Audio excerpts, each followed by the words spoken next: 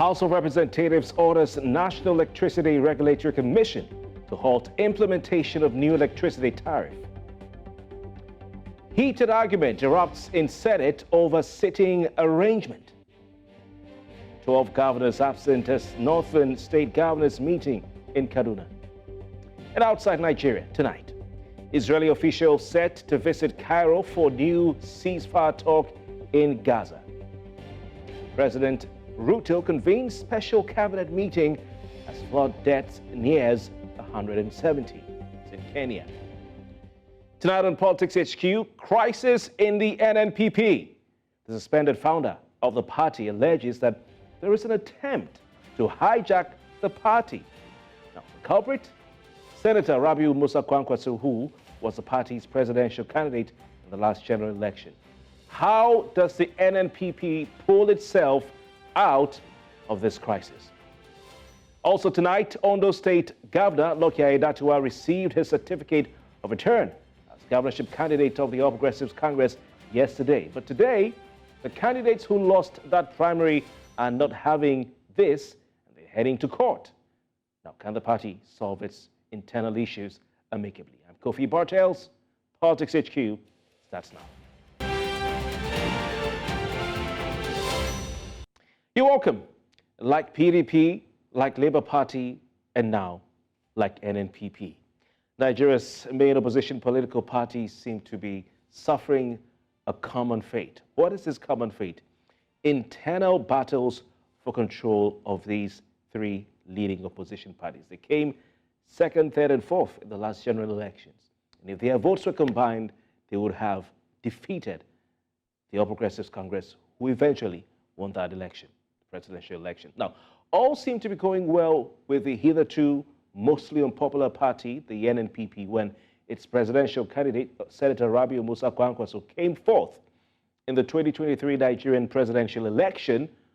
The New Nigeria People's Party also went on to win the governorship election in Kano State, unseating no less a party than the incumbent All Progressives Congress.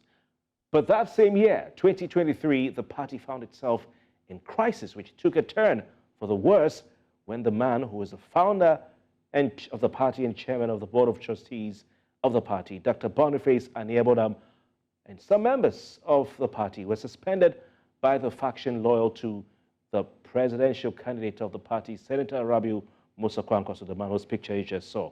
Now, Aniebonam, the founder of the party and life member of the board of trustees, indeed he was chairman of the BOT, was accused of creating a parallel group within the party with a view to causing disaffection in the NNPP. Now, Boniface Aniebonam is back in the news following that incident in 2023 and the legal cases that followed it. He's back in the news, this time telling all who care to listen that Rabiu Musa Kwankwaso, a man who these days goes by the title of the NNPP's national leader, the man on your screen, wants to hijack the party that he, Aniebonam, founded 22 years ago. Now, some members of the party have also described Kwankwaso as, at best, a ward-level member of the party. Now, despite a lawsuit attempting to hold the proceedings of the party's national convention, the NNPP successfully held and conducted that convention earlier this month, where the party ratified the appointment of its new National Working Committee. That's right, a new National Working Committee. It also unveiled a new logo for the party. Now, Aniebonam describes that convention as a kangaroo convention. He describes it as null and void because, he says, a federal high court in Abuja ruled that the NNPP issue is an internal crisis that is not justiciable. Now, the question is, who owns the NNPP? Who is truly attempting to hijack the party? We have guests from all sides tonight on the program, but first off, joining us for first discussion on this is Dr. Agbo Major, who is the national chairman of the party. We're also joined by Ladipo Jonson, the spokesperson of the NNPP. Gentlemen, thank you so very kindly for your time. Much. It's my pleasure to be here. All right, we'll talk to Good evening, viewers. Ladipo Jonson along the line.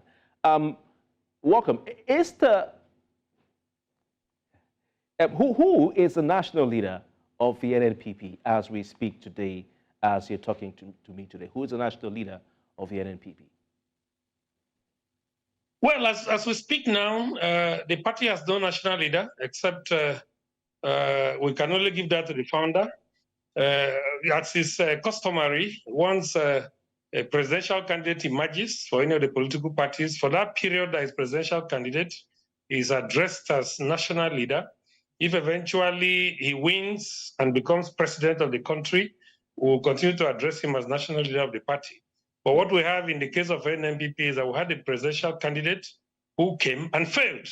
And so all the paraphernalia that he enjoyed, that led to us addressing him as national leader of the party, went down with that failure.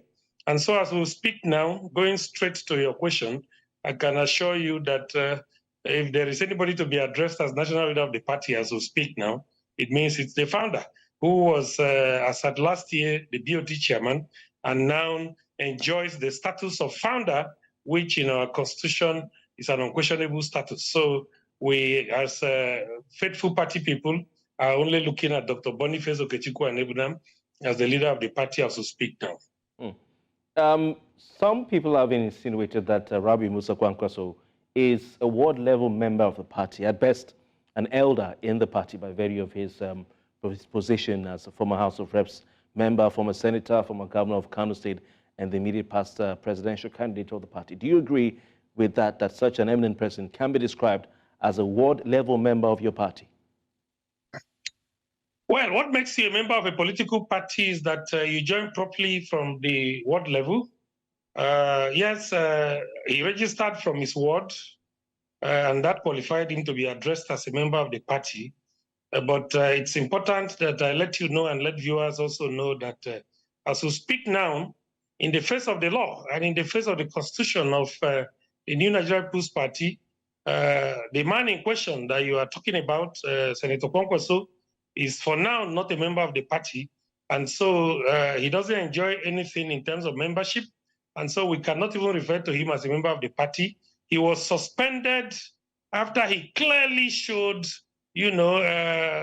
attempts to try to put the party into turbulence. Yes, he tried to, through the back door, use his Kwankwasia movement, with which we earlier on had signed an MOU that allowed them to come into the party. He tried to use it to, create turbulence in the party. And so the party was proactive under its leader, and then under the then BOT chairman, Dr. Boniface Aniebonam, on whom the constitution vests the responsibilities of stabilizing the party when there's crisis, taking over the party, and then ensuring that the party is stable and all of that. That the BOT under Dr. Boniface Aniebonam then was proactive enough to have been able to, quickly take charge over the developments. And His Excellency, so to say, Rabiu Musa Kwankwaso was exited from the party as a member for a period of time. First, he was suspended. He was given an opportunity. He got an invitation, actually, to appear before a small committee, as is customary, and then as is there in our constitution. He failed to appear. The committee now recommended that he should be suspended. He was suspended and given another opportunity to appear before an expanded committee, which he failed to do. He reneged. And so that ended him expulsion. So as we speak now, we are not even looking at Rabiu Musa Kwankwaso as a member of our party. And that is the naked truth. Does this expulsion, did it follow the party's constitution? Oh, yes, very clearly. Yes, very clearly. One unique thing about our constitution is that in the event that the party is in turbulence, the Board of Trustees has these unquestionable powers of stabilizing it, unquestionable powers of dealing with any organ of the party that seems to be doing anything that is not in the interest of the development of the party. And so what they did was on the 28th of August, 2023, when they noticed that there was gross violation of the constitution of the party from the presidential candidate, they quickly called a meeting. You need to know that a BOT meeting, even in the Electoral Act or in the party's constitution, does not require the presence of the umpire. That is the presence of INEC. What they do is they have their meetings and then go ahead to inform INEC, and then also go ahead to go through the other organs of the party that INEC is required to monitor the activities, the NEC and then the NWC and then the National Convention. So they did what was appropriate. They had their meeting on the 28th of August. I'm a member of the BOT by virtue of having served as National Secretary of the party for 8 years and also an acting chairman at a point, because by the provisions of our constitution, if you have been secretary before, national secretary, or you've been chairman, either acting or whatever, or substantive before, the constitution automatically qualifies you to be a member of the BOT. So I was also at that meeting, of course, as a listener, not as an active person on the driver's seat. And I do know that what they did were clearly, along the lines of the provisions of our constitution.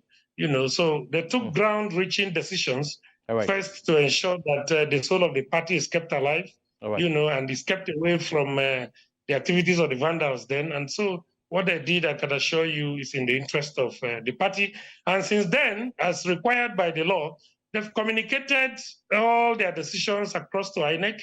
They've also directed the NWT as well as the National Convention to also go ahead to look at the decisions they took. So the following day, 29th of August, the National Convention also met in Lagos and took that decision that what the BOT was saying. Okay. Dr. Agbo Major, your party's founder, who is Dr. Aniebonam, has said on record that Senator Rabiu Musa Kwankwaso betrayed his trust. I mean, how did this relationship get this far? Bearing in mind that the NNPP, yes, the NNPP has enjoyed unprecedented popularity when Kwankwaso moved to the party. No. That's not a very good assessment of the situation that before they came in. The party was on its winning ways. We had won. Have you ever come forth in any presidential election before Kwankwaso came? Well, we haven't, but you need to. Have you ever won a governorship election in any state before Kwankwaso came? You need to understand the dynamics before they came. Dr. Agbo, I asked a simple question. Have you ever won? Did the NNPP win any governorship election before Kwankwaso came, joined the party? No. All right, and the party had never come forth as high as fourth in any presidential election. That's what I'm saying. You also need to look at the dynamics. Dynamics in the sense that before they came, before the exit of Jega as chairman of INEC, at a point we had a total of 91 political parties. So in a competition of 91, coming third, fourth, or whatever was never a joke, looking at the heavily monetized nature of our politics, And so we are not taking away that credit that they came and added value. But what we are saying is that their value they brought eventually turned out to be a nuisance value. And that is our concern, because they started doing things that were not in the interest of the party. Like what? Yeah, taking decisions unilaterally. He would sit in his house in Metama and then direct the NWC to do things that were not in the interest of the party. For instance, it's unimaginable that somebody who constitutionally enjoys life membership of the party, that you cannot even take away for 1 minute. That's the founder of the party. The constitution is there. And we all swore to be bound by the provisions of that constitution. So going out of their way, being not properly advised and all of that, to ever contemplate suspending somebody that the Constitution says cannot be suspended nor expelled was a misnomer. And so these were things that were directly heading towards ensuring that the party is unstable and all of that. So these were some of the things that we saw. Okay. Then we also saw very clandestine activities around the funds of the party. We repeatedly requested that what happened to the funds generated during the elections should be brought to the fore, because democracy is about the people and membership of the party is about the people who are members. And so in democracy, people have the...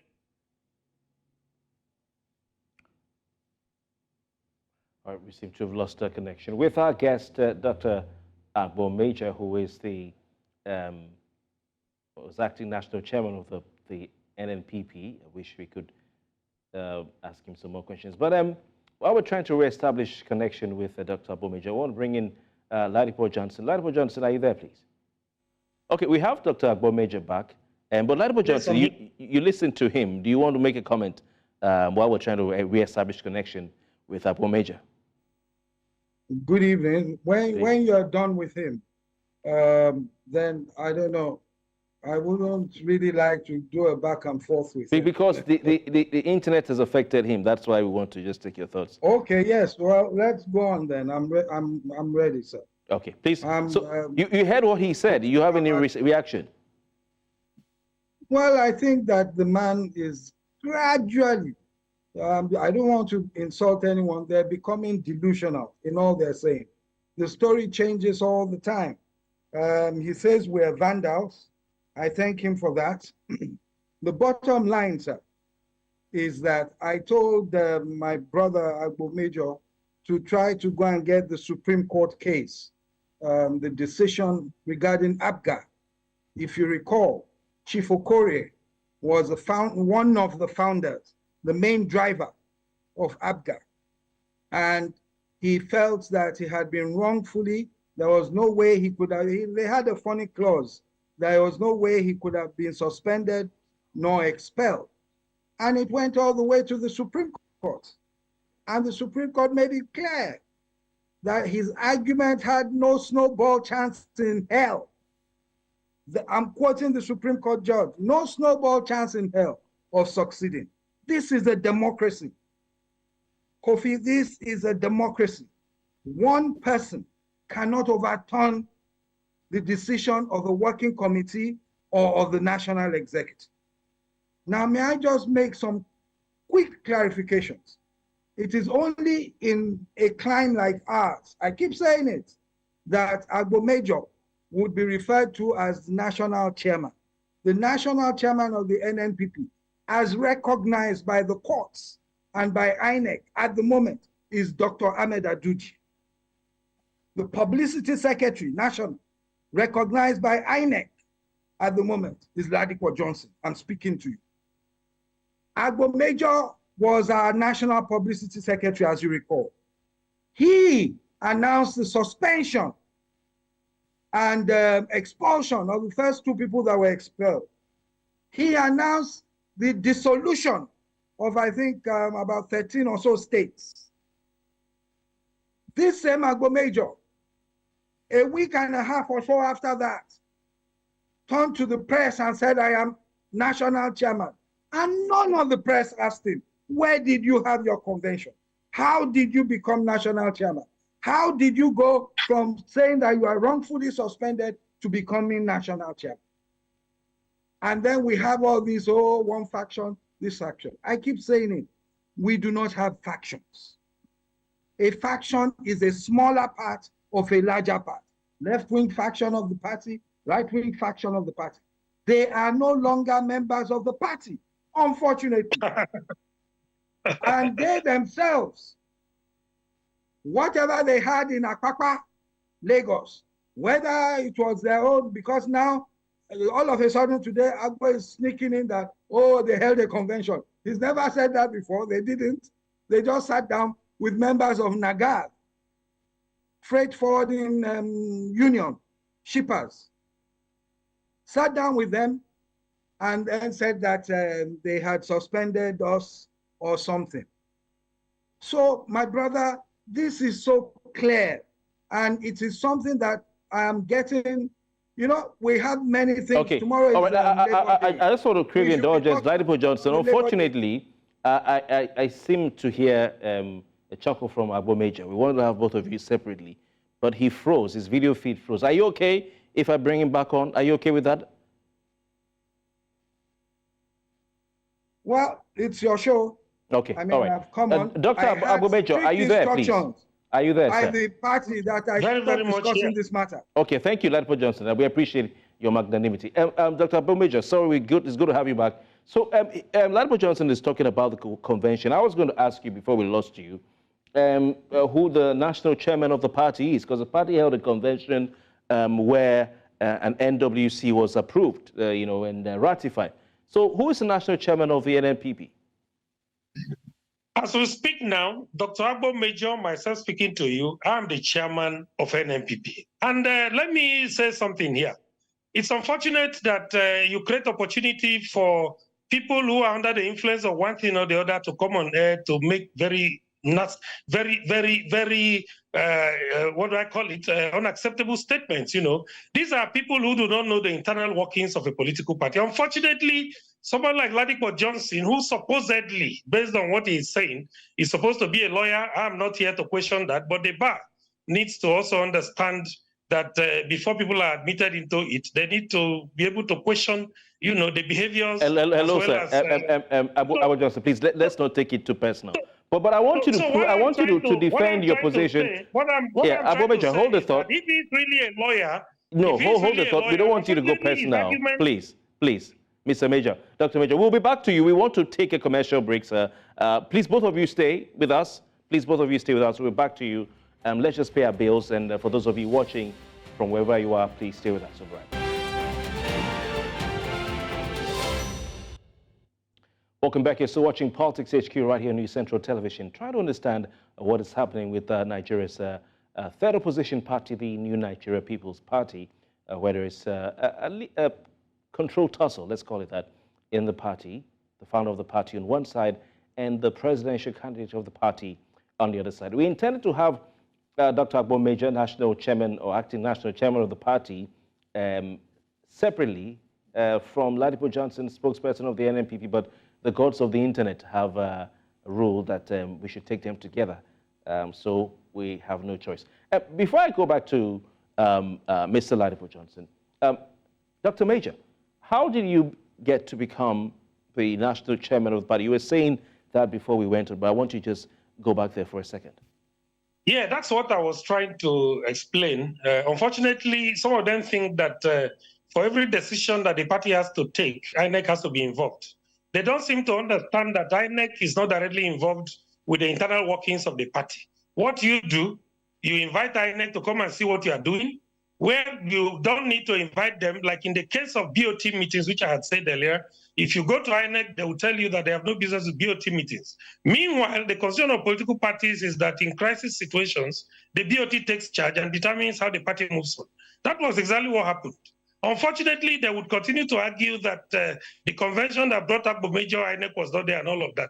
But he doesn't want to tell Nigerians that every decision that the BOT took in line with the provisions of our constitution were duly communicated to INEC, you know. So what I'm trying to let you know is that the responsibility of the BOT of NNPP as contained in the constitution is that in the event that there is a leadership problem, a quagmire like we had after the botched and unacceptable suspension and dismissal of some state chairmen that we look at as innocent because they were never given any opportunity to explain themselves. We had a situation where those who wrote petitions against them were made to appear on a separate day, while those who were petitioned were made to appear on a separate day. When does that happen? So basically, you're saying that you were appointed national chairman of the NNPP by the Board of Trustees in line with the Constitution of...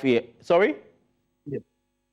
Ratified by the convention. Okay, in line with the Constitution. Was made by the board in line with the provisions of the Constitution, and the convention ratified it. Okay. Ladipo Jonson, I see a chuckle on your face. Do you have any issues with what Dr.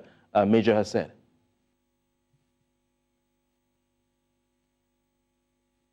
Yeah, Mr. Jonson, please kindly unmute yourself. I know. I've unmuted myself. Thank you. I thank him. I thank him for saying that I seem to be on some substance. I think it will take one to know one, but I won't go there. I will not even dignify that comment. But basically, back to what he was saying, the man has contradicted himself in front of you, Kofi. He says the INEC has nothing to do with BOT. Then he says it was BOT that elected him or appointed him, and that everything that they did, they sent to INEC, the BOT that he has said INEC don't have anything to do with. It is just a farce. That's what I'm saying. It's a farce. We're just wasting our time here. Look, the Constitution he's talking about, right? He can go and check. Oh, I went to law school. You understand? The Constitution he's talking about does not give, it says the BOT is an advisory. Besides, that doesn't even arise.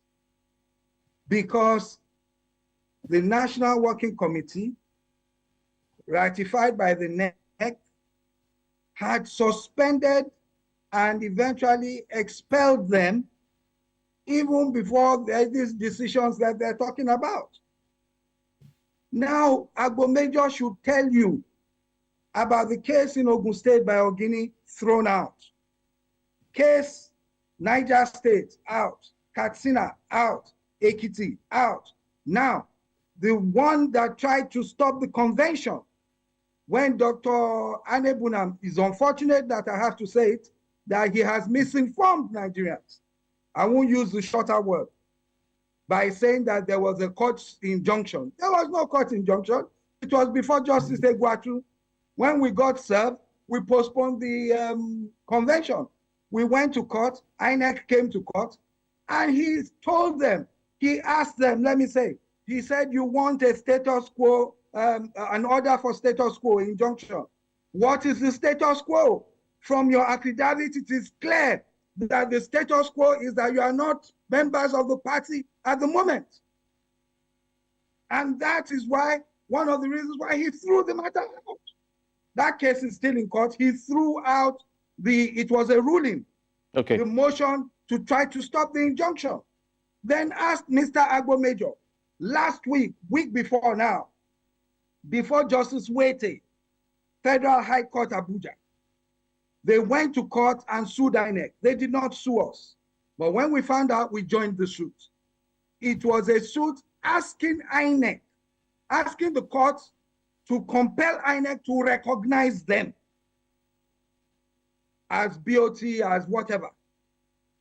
And Justice Wete said to them, you do not have a leg to stand on. Majority rule, internal affairs. And so Mr. Agbo Major has coined it.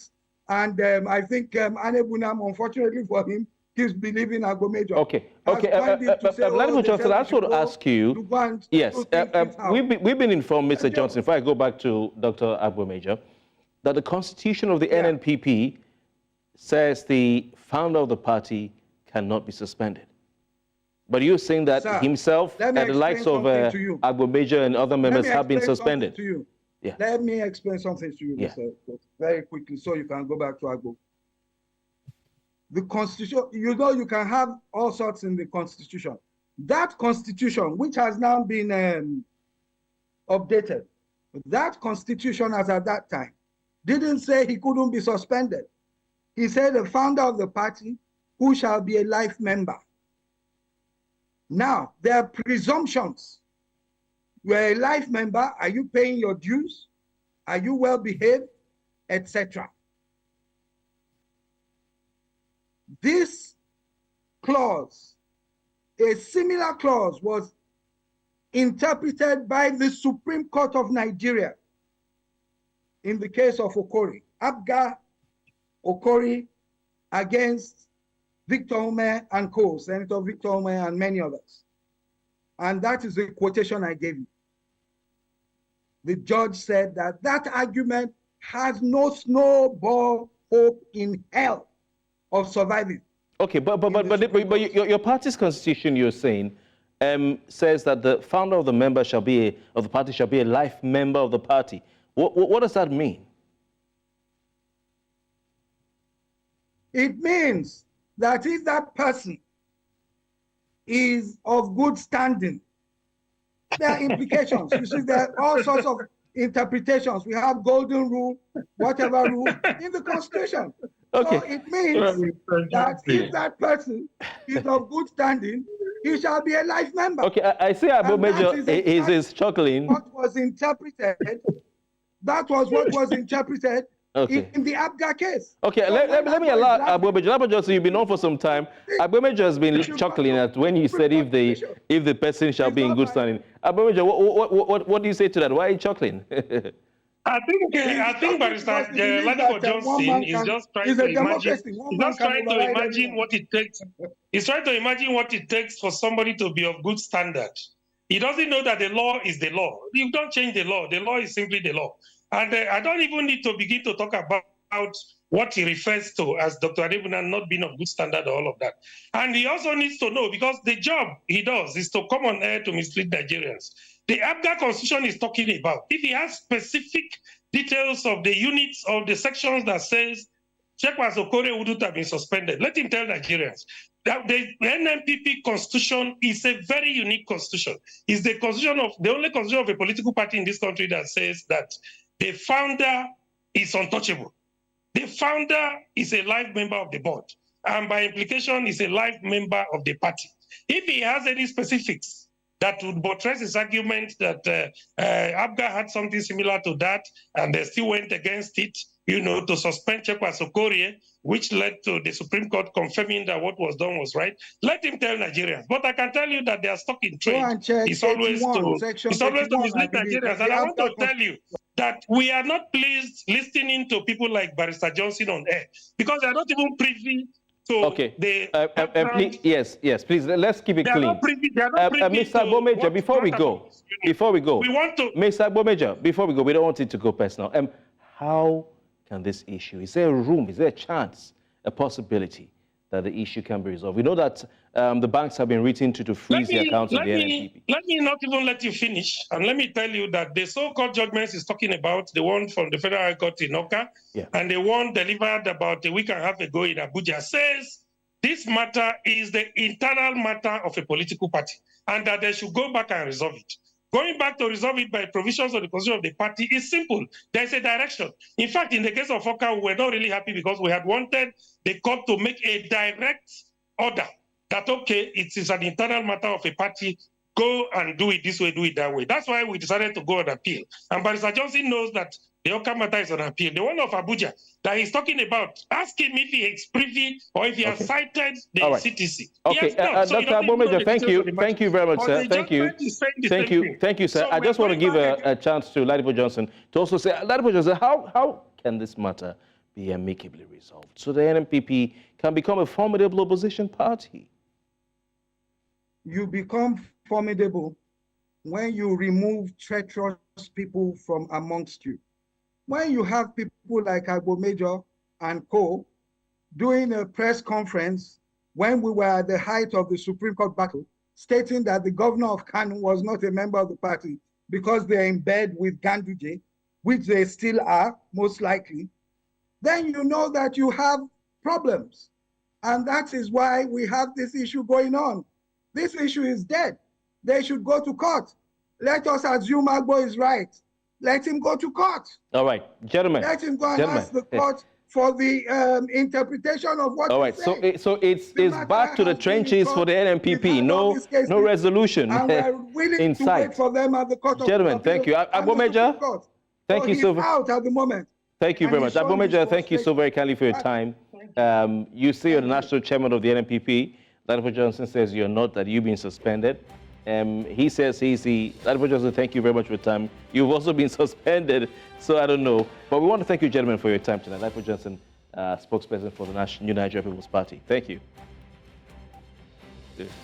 Well, it's not every day you get members or leaders of a political party who both suspended themselves. It's quite interesting. Let's go on a break, and when we come back, we'll talk about the All Progressives Congress in Ondo State. Please stay with us.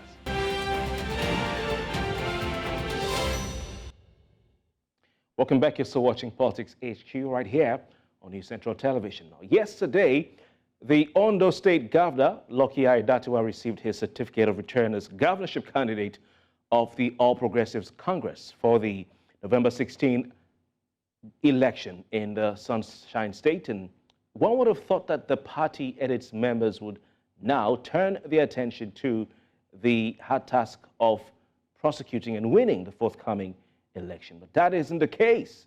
Now, we hear that aggrieved aspirants of the party who were part of the party's primary, they contested for a ticket in the forthcoming election, they have resolved to go to court, to seek redress. They're alleging that the entire exercise was a sham. Now, some of the aspirants are even going on to say that the APC primary election did not follow the party's procedure, while others are claiming that there was no primary election. Simple.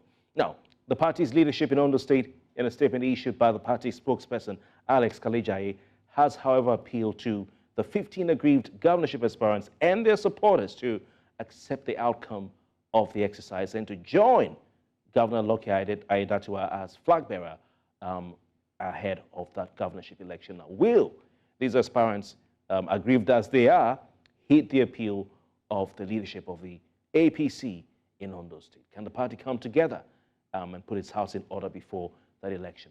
Our guest tonight, Olufemi Lawson, is the Executive Director of the Center for Public Accountability, CPA.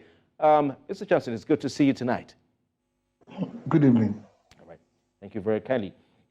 What's your response to claims by the aspirants in that Ondo State governorship election, primary election that is, that it was a sham and that it did not follow the party's laid down procedure?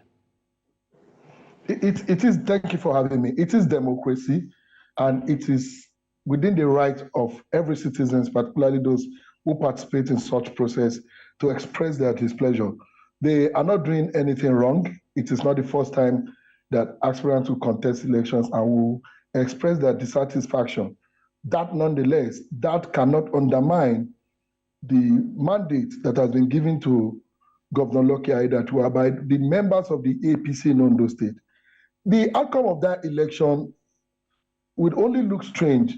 And let me correct one impression. It is not 15 aspirants that are going to court or that are dissatisfied with the outcome of the election. A lot of those aspirants have considered victory. The national leadership of the party have met with them. Only very few, I think about 2 or 3 of them, are still hell-bent on challenging the victory of Governor Aiyedatiwa at the primary. But for anyone who followed events leading to that primary of the APC, the April 20th governorship primary of the APC, you realize that Governor Aiyedatiwa was bound to win that election, not because he is an incumbent governor, but also because of the effort that Governor Aiyedatiwa and his campaign organization put into the processes leading to the primary. Femi Lawson, when you say Aiyedatiwa was bound to win that election, did you probably consult a native doctor or a prophet, maybe Udumeje, who gave who said, "Oh, in the Boski Bahose, I am speaking on the basis of win." I'm speaking on the basis of what was visible to the blind, or even but you can't really tell. It's like calling an election before the election day. No, the election is already over. But let me tell you this: prior to that election, some of those aspirants who are challenging the victory of Governor Aiyedatiwa today only had their presence on billboards erected in their hometown or in their villages. There were no consultation. Many of them were not mobilizing members of the party. Unlike Governor Aiyedatiwa, who took time, despite his busy schedule, to visit party members in all the 18 local government areas of Ondo State. It was all over the media. I watched a lot of those clips on your channel. But our reporter said he didn't see crowds, because this was a direct primary, which means that all members of the party in Ondo State were meant to come out en masse to vote. But our reporter, our correspondent in Ondo State at that time reported that he couldn't see the crowds that were expected at the various, sometimes in some wards they didn't even know where the voting was going on. And so a lot of things seem to be shrouded. That's absolutely not true. Yes. That's absolutely not true. There are visuals even available on the social media and everywhere where members came out in their numbers. You see, that narrative is the narrative of those people who are, unwilling to accept the reality that that Governor Aiyedatiwa was the most popular of all the candidates. Are you sure? Are you sure? Can you beat your chest to say that members of the APC in Ondo State came out in their numbers? I am from Ondo State. What percentage of the members came out? What was the percentage of the membership that participated in that election? If you see the outcome of that election, for an incumbent governor to have scored only 52% of vote cast in that election and to have lost election in his own local government tells you that that even Tinubu lost the election in Lagos State. That is beside the issue. What percentage of the membership of the APC in Ondo State participated in this direct primary? Of course, not less than 40% of the entire membership of the party would have participated in that election. Just like even in a general election, you can rarely find where even 30% of eligible voters vote in any election. Even in Nigeria's general election, we have had instances where less than 25% of registered voters in our country voted in a general election. So the number of people who voted might not really be the determining factor here, but the fact that Governor Igatwa got the majority of vote cast during that primary. All right. What do you make of the decision that aggrieved aspirants are going to court, whether they're 3 or 15? What do you make of this process? I mean, won't it throw a spanner in the wheel of the APC's quest to retain power in Ondo State? It is within the powers of the party leadership, the National Working Committee and the NEC, to determine its mode of primary, to determine which candidate is. And you see, some of those attempts are merely aimed at testing, the law, as the case may be. But that, in any way, I don't see it having any eventual effect on the candidacy of Governor Igatwa moving into the November governorship election, because the party has decided that he is their candidate. He has been issued a certificate of return to run the election on behalf of the All Progressives Congress.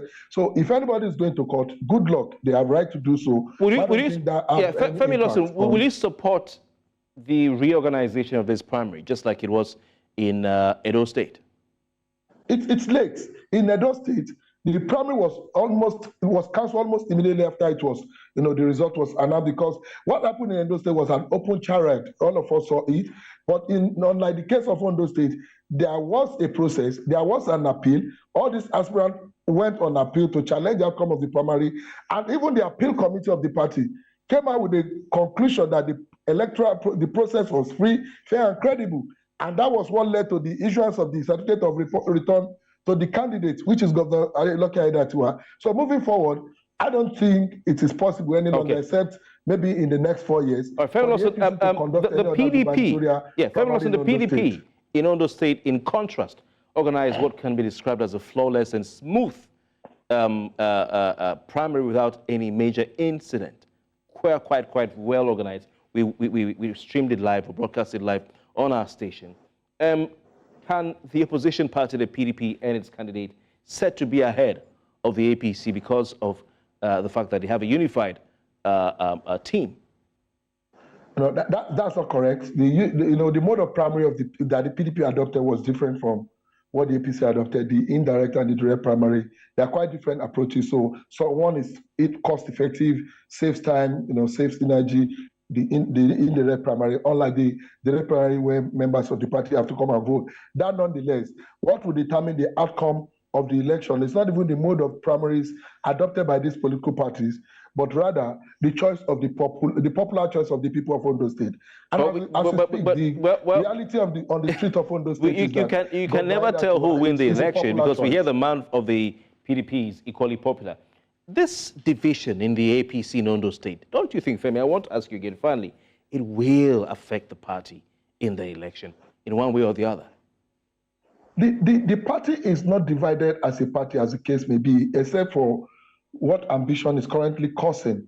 And I'm very sure if you look at the political style of the governor, you understand that it's a man that advocates peace, is a peacemaker. And I'm very sure that in the next couple of days, he will be engaging some of these aggrieved aspirants in order to make peace and get them to work with the party in order to ensure a total victory. But that nonetheless, irrespective of what is happening in PDP, in APC today, just like we have in other political parties, the popular choice of the people of Ondo State, who are in the vast majority, more than members of the political parties, seems much like they have already set their mind to support the incumbent for a re-election. Olufemi Lawson, the Executive Director, Center for Public Accountability. It's been a pleasure having you tonight. Thank you, Kofi. Thank you very much for your time. We'll see how that pans out as far as the APC in Ondo State is concerned. I want to thank all of you actually for being nice company tonight on the program. It's been quite interesting with the basketballs of Nigerian politics on full display right here on Politics HQ. Be rest assured, we'll return tomorrow night with more conversations on the hottest topics and issues in Nigerian politics. My name is Kofi Bartels.